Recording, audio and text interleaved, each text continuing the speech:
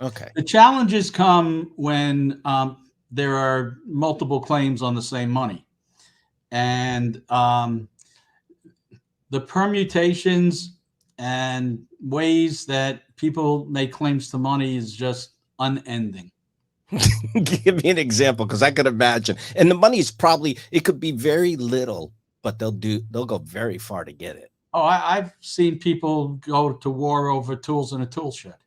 Are you And, kidding? and the truth of the matter is, money is not always the reason that people fight. It may be the playing field on which it gets played out.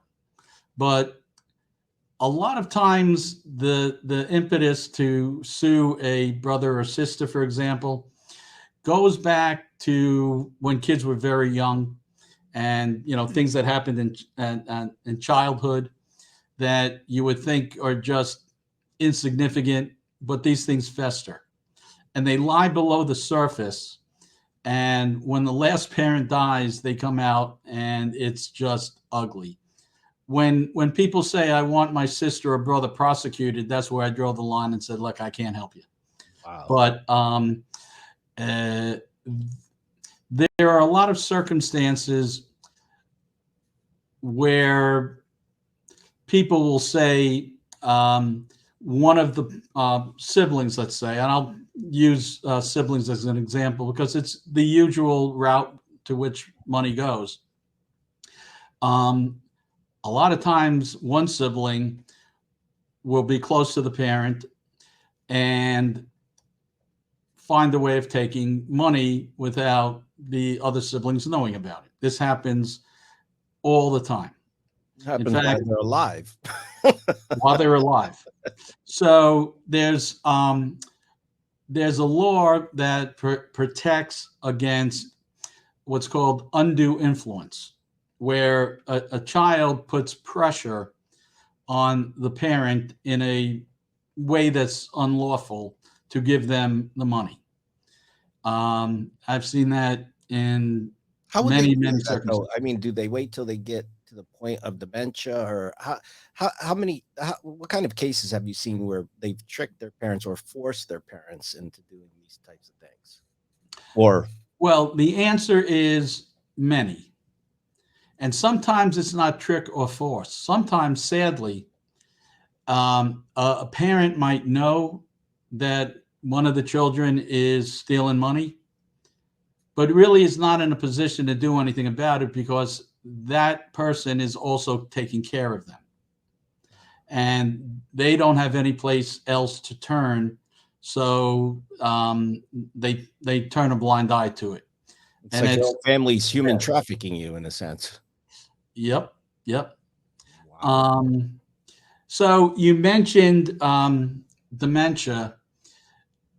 So once a person is declared incompetent or deemed to be incompetent, they are no longer able to sign what's called testamentary documents, which will and trust.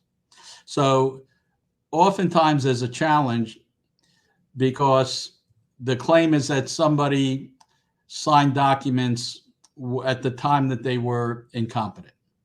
I've had both cases where people claim that someone was competent when they signed, and people claim that they were incompetent when they signed. And those are very tough cases because it's very difficult to prove whether somebody was competent or incompetent at a particular point in time. And competency can be a moving target. So, in one sense, it's the ability to recognize the consequences of your action. Um, and there are people who can have Alzheimer's or dementia, but still be competent to execute documents because they understand what they're doing. In other circumstances, they're beyond um, capacity, and those documents have no effect. So if you're signing a document without having capacity, those documents are of no effect. But um, what often happens, look, we live in society now where people are dispersed to areas of the country or the world. You know, when my mom grew up in the Bronx, she had all of her aunts and uncles within a block or two, all her cousins. People stayed together and they took care of each other. Good So, old days. if one sister or aunt had a husband who passed away at an early age, the others would generally look to help out. It's not like that anymore.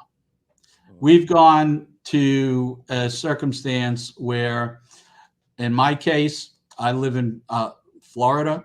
I have one brother in Los Angeles and one brother in Houston, and we all grew up on Long Island in New York.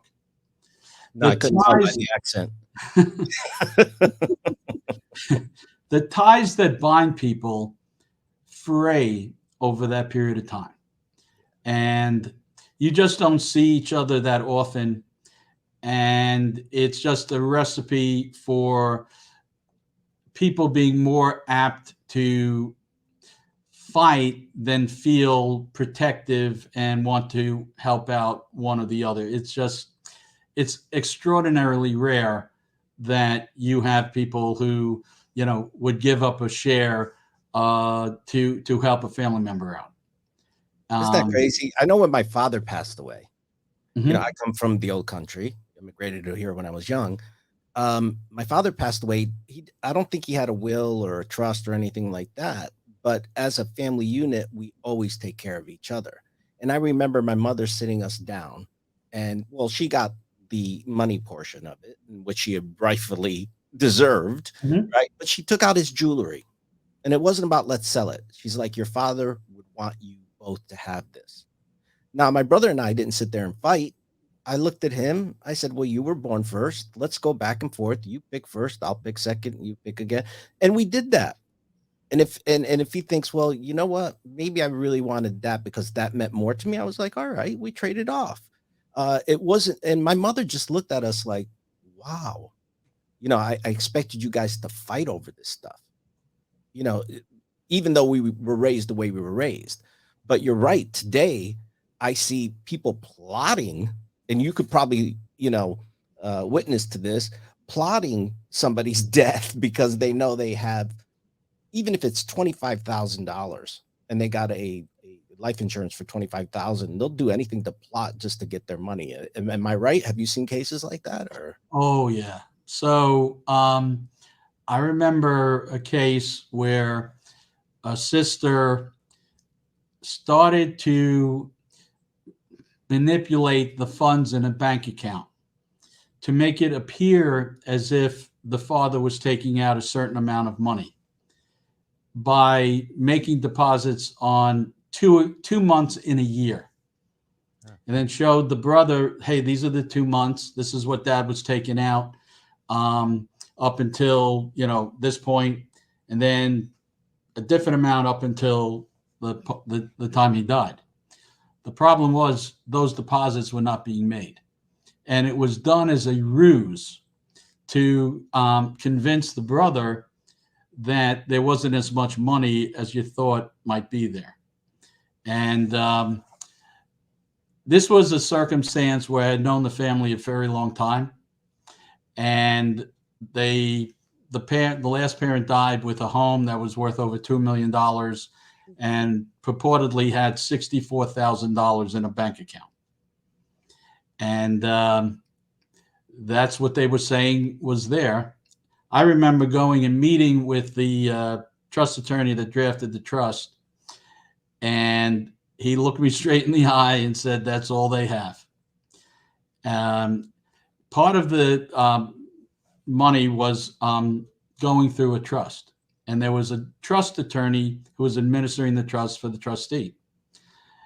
And I called him up. I guess he hadn't gotten the memo, because I said the same thing to him. Look, I've known these people my whole life. They're extraordinarily wealthy. I can't believe that the father died with just 60 some $1,000. And he said, well, don't you know about the trust that has 1.4 million in it? I said, no. He said, yeah, it's a Smith Barney. The sister's father-in-law was the broker on the account, and they were looking to get my client, the brother, to sign a waiver and release, relinquishing any right to all the money, even though he wasn't even told that that was there. I'll never forget.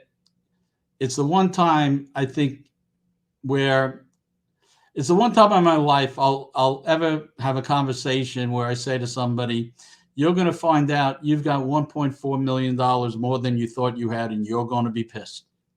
Mm. And we spoke for about 20 minutes. And I had to tell him that it was his sister and the father-in-law who were basically secreting that money away and trying to get it without him knowing about it. And then at the end of the call, he said, "You're right." I said, "What?" He said, "I'm pissed." I could imagine. Whether it's an estate or a trust, the opportunities of one of the siblings to take money. So I've come to see certain types of personalities in this arena. There's the personality that I call the narcissist. Yeah, we The, know them. the narcissist in this context is the person that thinks they get everything and everybody else gets nothing. I've got a brother like that. We all know And someone like that, right? then there's the caregiver. The caregiver is the person that stays back or moves to take care of the parents in their waning years. Oftentimes, they think they should get. Um, They should get some. Oftentimes, they think they should be compensated, and one of the things they think they should get is the house because they stayed back and sacrificed their time to take care of the person. And then there are the non-committals.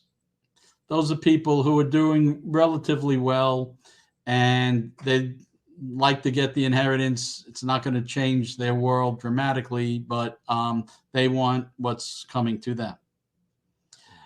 The problems arise when the person who is administering the funds, whether it be through a trust or um, during the life of the parent or a durable power of attorney, starts taking the money. That's very difficult to deal with, and it's very difficult to prove that it was done um, in a manner to deprive the parent or the other siblings of the funds.